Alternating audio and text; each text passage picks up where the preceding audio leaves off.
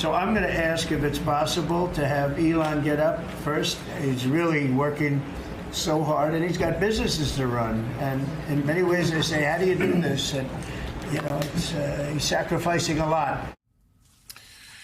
Yes, Donald Trump wants you to feel sympathy for his co-president, Elon Musk, who, like Trump, is in this for the grift. Because it's all about helping the richest person in the world get even richer and defeat his competitors. His competitors. The latest example comes from the Washington Post, which is reporting that the FAA is close to canceling a major contract with Verizon to upgrade the agency's air traffic control system and award the work to Musk's company, Starlink. Now, the value of that contract, $2.4 billion. That's it.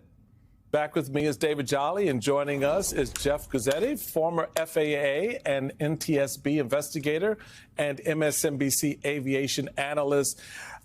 Jeff, I just need to understand, do you have any idea what sacrifices are involved at this point that would require Musk to get a $2.4 billion aviation contract that is right now slated for Verizon? Hi, Michael. Well, I don't know if that's a sacrifice, and he doesn't have the contract yet. But just the fact that the FAA is considering canceling a contract after they went through all of the research and time it takes to acquire a service like this, it amazes me that they're thinking about canceling that and starting from scratch. And going with Starlink. I'm not a lawyer. I don't know anything about conflict of interest or ethics to that degree. I just know as a former federal employee, I wasn't even allowed to have stock in Boeing or aluminum or things that are even closely related to aviation. And now you have someone that could reap the benefits of a $2 billion plus contract. So it just the mere perception of a conflict of interest should give everyone pause here. Could you real quick for us, Jeff, sort of spotlight what's involved here and how a contract like this plays out for our air traffic control system? Verizon obviously is probably better suited for it because they're the ones who were awarded the contract, presumably. But what's the difference between a Starlink and a Verizon handling this type of a contract?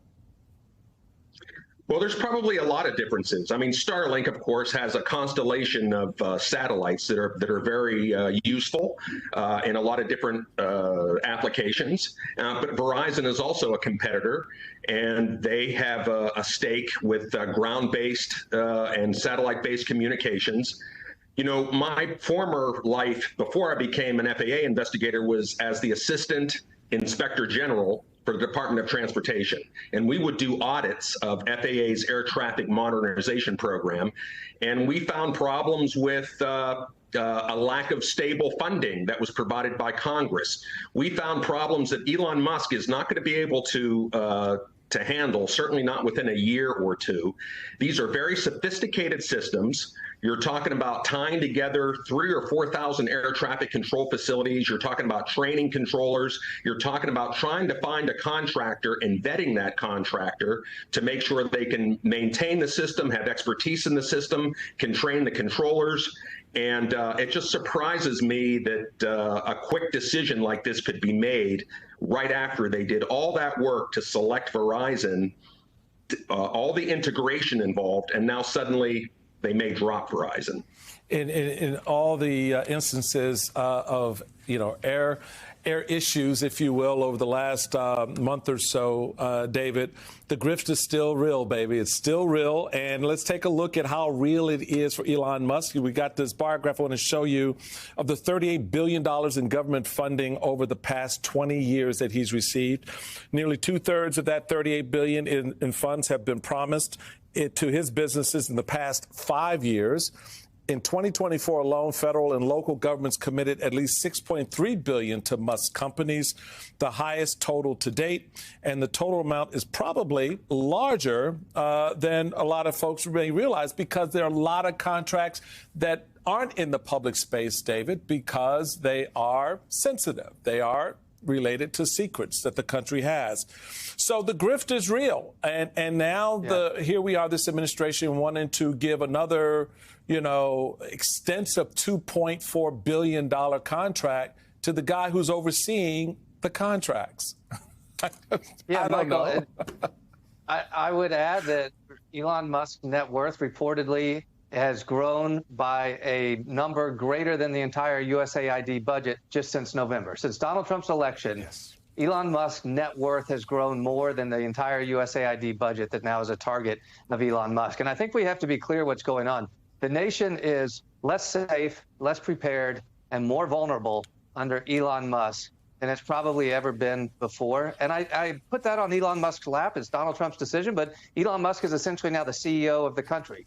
Donald Trump has delegated to him immense power that raises a ton of constitutional questions, but also questions of ethics. And recall one of the first things that Trump and Musk did was they eliminated many of the IGs, they eliminated many of the ethics officers, and it's apparently self-reporting, if you listen to Donald Trump, that if there's a conflict, Elon will tell Trump. Well, come on, if you have two liars in a room lying to the American people, are we really going to see this much avoided? I just think we are in a real crisis now, and not only is it largely illegal and unconstitutional what we're seeing, but we are more vulnerable as a country, from the FAA to the Department of Defense, where senior leadership's been removed, to a measles outbreak in our own public health. You name it, from a national security to domestic security perspective, the United States is in a more precarious and dangerous situation tonight under Elon Musk than it was ever before.